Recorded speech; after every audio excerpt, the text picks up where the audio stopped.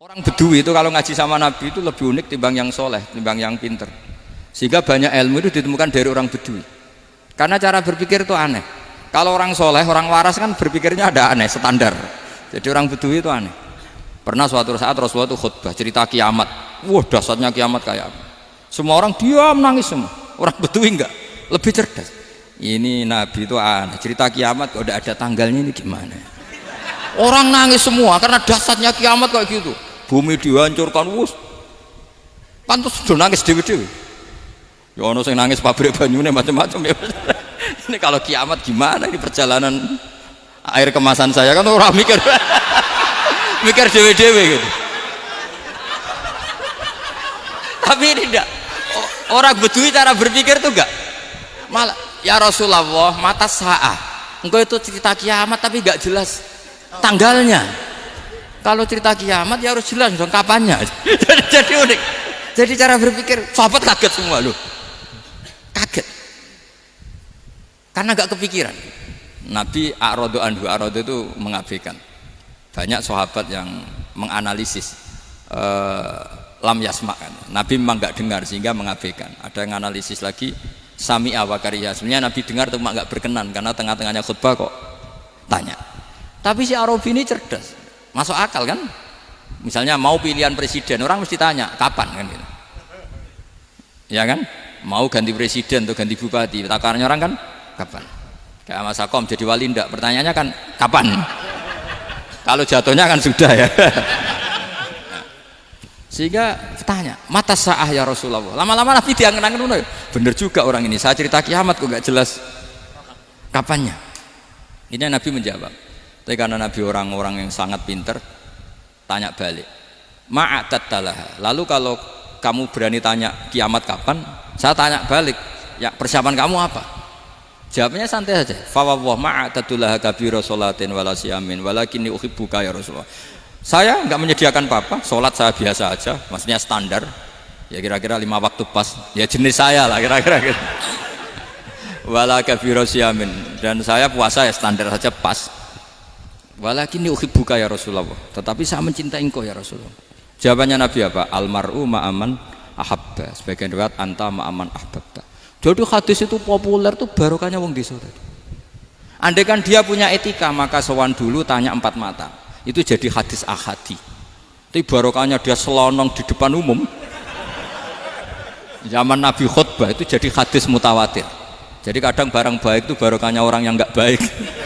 Maksudnya su'ul adab. Tanya gitu kan su'ul, tapi itu barokah. Akhirnya hadis itu mutawatir karena didengar ribuan sahabat yang mendengarkan khutbahnya Rasulullah. Tapi kalau hadis itu satu-satu kan khossoni bidzalika Rasulullah, khossoni bidzalika Rasulullah, itu nanti jadi hadis ahadi yang kualitasnya jauh di bawah hadis mutawatir. Jadi barokahnya orang su'ul adab itu ya ada karena Allah yang mendesain ini. Akhirnya kata sahabat, kata Anas bin Malik, mereka itu mangkelnya bukan main sama Arabi tadi karena tanya nggak sopan sama Rasulullah. Tapi setelah Nabi jawab almar'u ma'aman ahabba fama farihu bisyai'in farahahum bidzalika badal. Mereka tidak pernah senang dengan hadisnya Nabi sesenang riwayat almar'u ma'aman ahabba. Barokahnya Arabi Bedui. Makanya saya sebagai kiai ini Bedui saya tak pertahankan ila yaumil qiyamah. Karena umat ini pernah terbarokahi oleh orang apa? Bedui. Subal barokah suladab tadi. Jadi mohon ini supaya majelis ini kan majlisul iltorti Rasulullah, coba terlatihlah mengatakan Allah itu subjek, Allah itu al-fa'ilul mukhtar, Allah itu al-fa'ilul mukhtar, Allah itu yang menentukan alam ini. Dan Allah mensifati dirinya wa annahu huwa adhaka wa abka. Allah itu zat yang memberi orang itu bisa tertawa. Dan Allah juga yang memberikan orang itu bisa menangis. Mbok kayak apa kamu neror umat, wah amal nggak mesti diterima gini-gini. Ternyata neng majelis nangis ya, mulai guyu. Kadang guyu-guyune ngenyak tenane. Daripada apa ya agak-agak merodok orang yang dohirnya beda dengan batinnya, nggak perlu distatuskan seperti itu. Ya sudah biasa saja. Jadi, nah, fi muqaddimihim, imam besar dalam manhaj ini namanya Abul Hasan apa? Asyadzili. Abul Hasan Asyadzili itu kalau ada orang tanya gini, Bim, Beb saya ini susah, sholat saya tidak mesti diterima Allah gini-gini, marah. Nggak usah. Kafa bika jazaan an radiyaka laka ahlan. Sudah kamu ditakdir pernah sujud itu sudah keren. Saya itu andaikan dapat kabar dari malaikat bahwa sholat kamu tidak diterima, saya tidak susah. Bukan karena sombong. Pernah ditakdir sholat sujud ning Allah itu keren. Kayak apa malunya kita ketemu Allah kemudian kita di bumi tidak pernah sujud. Makanya cara Abul Hasan Asyadzili kowe ora usah mikir salatem ditampa taro ora usah mbok mikir. Kowe ditakdir tau sujud itu hebat. Kafa bika jazaan an radiyaka laka ahlan. Cukup kamu mendapat balasan dari Allah, kamu pernah ditakdir sujud. Gak perlu ngaji alim alama, gowo sawi ngalor ngidul jalalain keren. Paling gak malaikat pernah melihat kamu, wah gowo tak kitab kuwedi. Gak penting pahammu gak penting. Karena isra bakat paham Mas. Jadi Abul Hasan Asyadzili adalah orang yang dan itu Al-Hasani ya, dan itu Al-Hasani. Makanya macam-macam kita yang Al-Husaini sudah kita punya Faqih Muqaddam, punya banyak. Di Al-Hasani yang paling populer diantaranya adalah Abul Hasan Asyadzili. Beliau tuh kalau ngendikan sesuatu itu positif terus. Termasuk itu ketika ada orang resah sholat saya diterima ndak, kata beliau, wes kowe sing support man, ditakdir tahu sujud. Saya itu sebetulnya kadang-kadang yang miris, wes sholatku tompo ta ora, tapi saya sangat sadili. Sangat-sangat sadili. Saya nggak pernah berdoa ya Allah ibadah kami jenengan terima ndak, karena takut kalau doa gitu keterusan itu terus ditompo ora ya. Akhirnya keterusan gitu. Akhirnya ngenes. Masa orang pernah sujud ngenes? Lama-lama gini setan masuk, apa artinya saya sujud ternyata gak diterima. Lu wong kawula kok iskal tentang pernah sujud. Itu kan ibarat gini, kamu ngasih uang sama orang tua kamu, misalnya Habib Soleh ngasih uang Habib Ali, terus apa artinya tak kasih, kemudian beliau tidak terima kasih, itu kan lucu. Terima kasih tidak terima kasih, seorang anak ngasih orang tua itu keren. Makanya saya bangga dengan Habib Soleh ketika beliau mengumrohkan Habib Ali, sudah mendaftarkan haji Habib Ali. Gak usah mikir diterima apa enggak, wes keren, itu sudah perilaku yang keren, yang hebat. Makanya saya sering ada orang mau cerai tanya saya, Gus saya ini cerai gak, istri saya kurang ajar gini. Gak usah. Tapi bojo kula judes. Uang di bojo iku wis keren, paling gak kowe ra darani jomblo.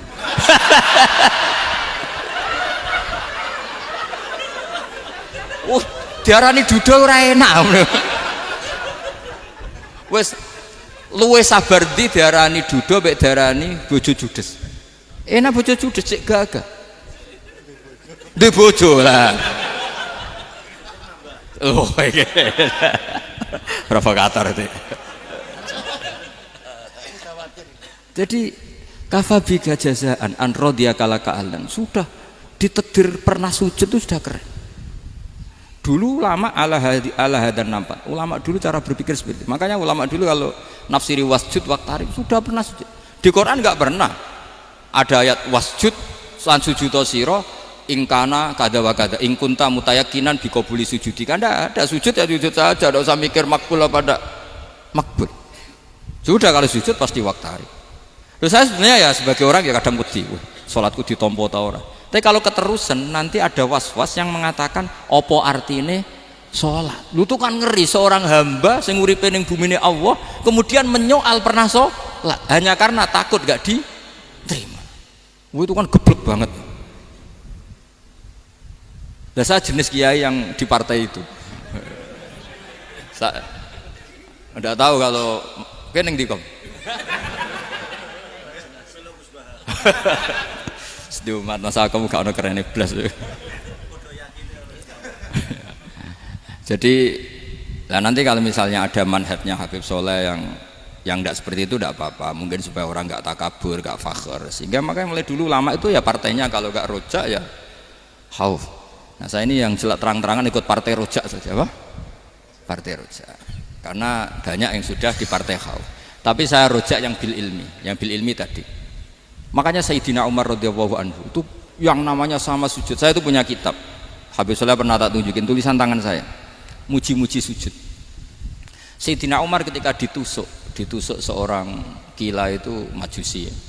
Abu Lu'lu' terkenalnya itu. Itu Hulamul Mughirah terkenalnya itu. Ditusuk, dia sahabat, beliau sahabat, wali. Jadi nusuk Umar tuh kayak apa? Nusuk Mas Akom aja dosa besar apalagi nusuk Umar. Itu ketika ditusuk, dia itu ya punya dendam, namanya manusia itu punya dendam. Maksudnya namanya orang kan mangkel sama yang nusuk. Kalau orang mangkel itu inginnya kan yang nusuk itu masuk neraka. Tapi apa kata Umar? Ngendikan gini, tanya pertama, yang nusuk saya siapa? Orang Majusi. Orang Majusi, Hulamul Mughirah. Alhamdulillah alladzi lam yaj'al maniyati biyadi rajulin lam yasjud laka sajdatan yuhaju biha indaka yaumal qiyamah. Saya itu senang Gusti, yang nusuk saya orang yang nggak pernah sujud sama jenengan. Jika kalau saya dendam supaya dia masuk neraka, saya nggak takut orang itu nuntut sama saya. Tapi kalau dia pernah sujud, pernah sholat, kemudian dia masuk neraka karena nusuk saya, kemudian dia berargumentasi, saya pernah sujud ya Allah, kenapa engkau masukkan neraka? Saya tidak berani jawab ya Allah, saking hormatnya sama yang namanya sujud. Jadi kamane dendamnya kesampaian cara Jawa ya. Dendam dengan tanda kutip ya, tidak makna semestinya. Jadi mangkel mbek sing nusuk nak mlebu neraka pantes wong ora tau sujud wae Gusti gitu. Tapi kalau pernah sujud kemudian dia masuk neraka karena saya, bisa yuhajuni biha yaumal qiyamah. Jadi kayak apa sujud? Saya apa? Nabi itu kalau muji sujud sampai ngingatkan wa hatta takuna sajdatul wahidatu khairan minad dunya wa ma fiha. Nanti kalau kamu di akhirat ketemu Allah, kenangan terbaik kita apa? Di dunia pernah sujud. Keren aja. Cara ning pondok wis tau bayar seharian lho. Cara sowan kiai tau ngamplopi Mas. Wis go jajan. Nah tapi kadang setan itu masuk tadi. Apa artinya sujud gak mesti ditompo, apa artinya sowan Habib ngaturi ra mesti ditompo, ngaturi kiai. Akhirnya ada ketakutan. Nah kalau ketakutan ini berlebihan lama-lama, ma faidatus sujud. Wah itu sudah buruk sekali wong hamba kok tanya ma faidatus sujud. Lah ini di pentingnya mazhab-mazhab Syadzili. Jadi saya ngaji agak-agak uraan itu amdan. Kalau ini watak sudah bukan. Jadi uraan itu ada dua, ada yang amdan bismil ilm, ilmunya banyak terus milih manhaj. Insya Allah saya partai itu. Ada yang uraan bakat Mas. Ada ya? Ada apa banyak? Nah sebetulnya khauf juga gitu Bim. Ada khauf itu karena ilm.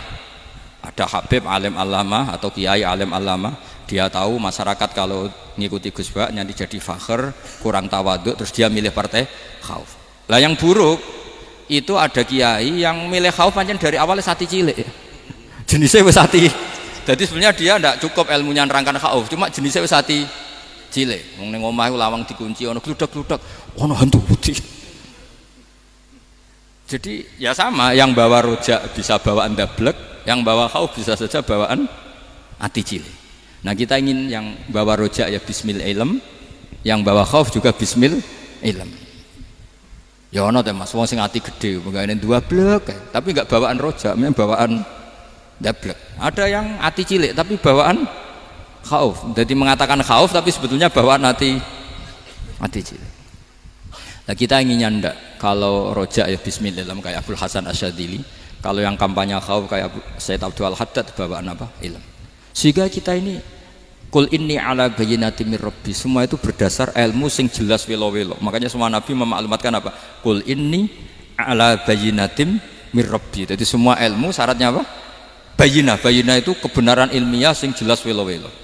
Makanya itu yang disebut Allah Subhanahu wa taala mensifati kekasihnya yaitu Nabi Muhammad sallallahu alaihi wasallam, lam yakunil ladzina kafaru min ahlil kitabi wal musyrikina munfakkina hatta ta'tiyahumul bayyinah rasulun minallah yatslu suhufam mutahhar.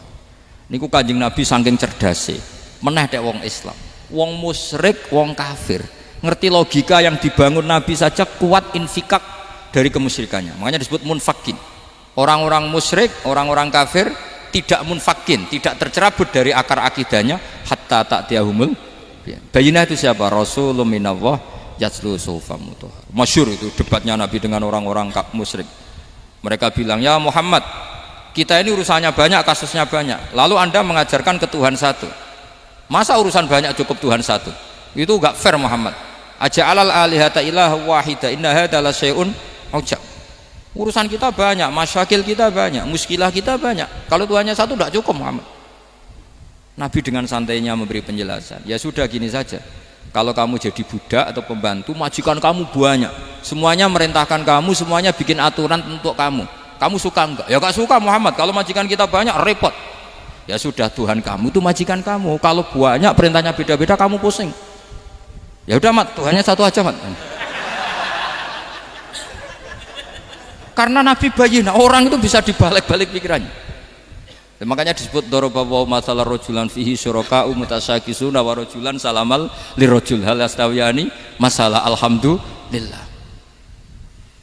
Jadi Nabi itu kalau adu argumentasi itu luar biasa. Jadi segampang itu Nabi memberi apa? Argumentasi. Karena beliau adalah al-hujjatul balighah. Jadi Nabi itu gak pernah kalah. Pernah Nabi debat sama orang Yahudi. Muhammad, saya ini turunan Ibrahim. Kita ini Israel ya. Kita tahu Israel adalah turunan Nabi. Israel nama lain dari Yakub. Yakub bin Ishak bin Ibrahim.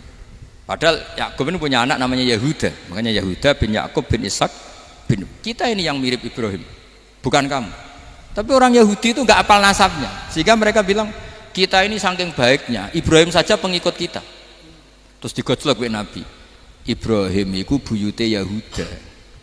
Makanya digojlok, ha antum ha ulai hajatum fi malakum bi ilm falimatu hajuna fi ma laysa lakum bi ilm. Kita adu debat itu sudah ilmiah, kenapa kamu menjadi tidak ilmiah? Kenapa Muhammad? Terus Allah menurunkan wa ma unzilatit taurat wal injilu illa min ba'di afala ta'qilun. Artinya gini, kalau Ibrahim dikatakan Ibrahim Yahudiyah, itu sama dengan saya berkali-kali podo karo sampean misalnya ngendikan Mbah Zubair itu pengagumnya Gus Roji misalnya. Padahal Gus Roji bin Ubab bin Maimun bin Zubair, misalnya Gus Roji bin Kiai Haji Ubab bin Kiai Haji Maimun bin Kiai Haji Zubair. Nah Ibrahim itu kan Yahuda bin Yakub bin Ishak bin Ibrahim. Terus mereka bilang Ibrahim itu pengikut Yahudi. Itu kan kebalik-balik. Kayak Habib Hasan itu pengagum Habib Soleh. Kan Habib Hasan rohnya ini gimana, ini sih mbahnya kok dianggap. Nah sehingga orang Yahudi ketika Nabi berdebat beda dengan Nabi Muhammad SAW. Ketika ditanya kenapa kamu yakin agama tauhid, millata abi, karena ini agama nenek moyang saya, millata abikum apa? Ibrahim. Jadi jelas akhirnya orang Yahudi ngerti. Ya kan sama dengan mengatakan tadi Pak Karno itu pengagum Puan Maharani, kan aneh nggak kalimat itu. Mbah Hasyim Asy'ari itu pengagum Gus Dur, gak lucu itu debat. Jadi Nabi itu orang yang bayinah itu kalau menerangkan kebenaran itu bahkan orang kafir pun bisa infikak, bisa munfakin, tercerabut dari akar kekafiran. Nabi itu mudah sekali merubah logika. Makanya di Quran sering ada kata aro'aitum, karena memang tadi. Nah saya mohon apapun pilihan anda rojak kayak Abdul Hasan Asy'adili tadi, ketika orang resah sujudnya diterima apa enggak, sholatnya diterima apa enggak, beliau bisa berargumentasi betapa pentingnya sujud. Wes ajeng kowe iku kawula, tahu sujud iku keren. Saman bayangkan betapa malunya kita kalau kita ketemu Allah kemudian di dunia enggak pernah. Lho paribasane kula mlebu swarga lah iku isin. Mlebu swarga tapi ning donya ora tahu. Isin. Sama seperti kowe di guru saurip-uripmu ora tahu salam templek isin. Kira-kira seperti meskipun salam templek ora penting ya ora penting tuh, misalnya soleh salam templek 50.000 duwe wis akeh ngono kan. Nah mas aku penting kudu rokok. Itu bukan nilainya kok, betapa malunya kita. Saya dulu mau sarang, andai kan tidak pernah khidmah sama iya malu tenan sebagai apa? Santri. Makanya Sayyidina Umar ketika beliau dibunuh orang, itu pertanyaan pertama, dia pernah sujud enggak pernah. Andai kan dia pernah sujud, maka saya tidak berani masukkan dia masuk neraka. Takutnya dia protes sama Allah, ya Allah saya pernah sujud, kenapa harus di neraka? Atau Umar ditanya Allah gini, Umar, kue ridho wong sing tahu nyembah aku kemudian dia di neraka? Kayak apa? Jadi makanya Umar ketika wafat ketika alhamdulillah alladzi lam yaj'al maniyati biyadi rajulin lam yasjud laka sajdah. Ya jadi saya mohon sekali jadi majelis ini sebuah majelis mubarak, caranya tauhidnya dibenarin ya, tauhidnya dibenarin. Jadi Allah itu adhaka wa abka, Allah itu al-hadi, Allah itu ar-razzaq. Sehingga menteri ekonomi mbok salah rumusillah wong tetep mangan. Mergo Allah itu ar-razzaq. Mbok negara dikelola keliru lah wong tetep mangan, wong Allah itu ar-razzaq. Kiai rada akeh sing di masalah. Tapi ya tetep agama ini jalan. Lho andai kan syaratnya agama ini bener, wah ya repot. Kowe iso bayangno masakom bener terus. Tapi agama ini berkali-kali, coba di TV itu banyak nyun sewu, ada ustadz, ada kasus apa, ada kiai, kadang ada masalah hukum. Agama ini jatuh enggak masalah. Padahal di TV itu sudah dinasionalkan kan, ada kiai terlibat kasus hukum atau ustadz tertangkap karena melakukan apa gitu. Tapi enggak ngefek, karena agama ini bihifdillah wa biriayatillah. Sama. Negara mana-mana kadang manajemen ekonominya enggak jelas, tapi masyarakat ya makan karena Allah Razzaq. Sama, aku kancanan Mas Akom mengeluh, tapi Allah adhaka, akhirnya iso guyu. Padahal orang untungnya blas kancanan dede. Tapi karena Allah itu adhaka. Nah kita dengan istri yang kita cintai, dengan keluarga kadang yang nangis. Karena Allah itu zat yang bisa memberi abka. Wa annahu wa adhaka wa abka. Terus wa annahu wa amata wa ahya. Kita tidak ingin mati, wa ya mati saja karena kita objek. Hidayah itu seperti itu. Allah Al-Hadi. Apa? Allah itu kayak apa Korea, negara ateis. Enggak kebayang di sana ada ngaji Aqidatul Awam, Mabadi' Fikih. Sekarang banyak. Saya tuh kalau beli Aqidatul Awam kerdusan tak kirimkan ke Korea. Sebelum saya ke Korea, karena sebagian santri saya di Jogja. Di sana ada ngaji Aqidatul Awam, ngaji Takrib. Bahkan saya di sana dilagokno sakduna fid dunya. Kayak apa Allah kalau ingin bikin hidayah? Karena Allah itu Al-Hadi. Wong Indonesia digerakno seneng duit. Bareng gue seneng duit mau apa? Korea, setelah di Korea tersiksa karena gak ada tempat sujud, akhirnya urunan. Segampang itu kalau Allah menghendaki. Itu gak dibenem MUI, gak dibenem. Karena Allah Al-Hadi. Jadi saya mohon sekali tauhid ini dibenerin dulu. Allah tetap Al-Fa'ilul Mukhtar, apa? Al-Fa'ilul Mukhtar. Sehingga Allah mensifati dirinya Adhakawa. Mbok kamu bendung kayak apa, orang ngaji saya tetap guyu. Sekarang iso mbuli saya, oh Gus Bab ngaji tidak guyu. Allah yang memberikan guyu kamu itu. Andai kan sesuai status kamu, kowe ora ngarep guyu. Utang akeh, jatuh tempo, bojo ora percaya. Gede-gede ya, kayak paham. Ya jadi ini tak isyatkan jenengan saya ini tadi bawa kitab Fathur Rahman di Thalibi Ayatul Quran, mau tak kasihkan hadiah ke saya itu Marhafid sebagai penyempurna karena beliau sudah Al-Husaini, semoga ini dapat barokahnya Al-Hasani. Ini dikarang oleh zurianya Abdus Salam bin Masis. Abdus Salam bin Masis adalah guru dari Abul Hasan apa? Asyadili. Jadi kita tahu Sahibul Hikam Ibnu Athaillah As-Sakandari muridnya Abul Abbas Al-Mursi. Beliau muridnya Abul Hasan Asyadili. Beliau muridnya Abdus Salam apa bin Masis. Yaitu alami zada ini min dzurriyyati Abdus Salam bin Masis. Jadi ini Al-Hasani. Jadi ini sudah klub karena mulai dulu ya tradisinya gitu. Banyak sabaib ngaji Barojak, Bafadol. Nanti yang Bafadol Barojak yang ngaji Habib lagi. Seperti sanadnya Soleh di Sarang. Ya Soleh ngaji Bahmun. Tapi Bahmun ngaji Sayyid Alawi, Sadat ya. Ngaji Sayyid Zaini Dahlan. Nanti setelah Sayyid Zaini Dahlan ngaji Ajam lagi Usman Adim Yati. Jadi ya biasa mulai dulu silsilah ya seperti itu. Jadi seperti dulu Ibnu Abbas termasuk Qorobatul Rasulillah. Jadi dulu Qorobatul Rasulillah itu Bani Hasyim sama Bani Muttalib. Tapi kalau sekarang ya tentu para sadat, para habaib. Dulu biasa Ibnu Abbas ngaji ke Zaid bin Sabit.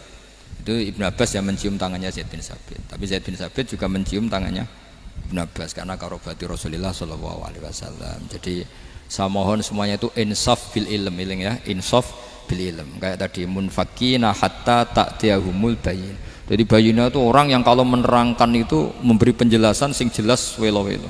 Itu siapa? Rasulun minallah yatslu suhufam mutahharam. Al-Fatihah.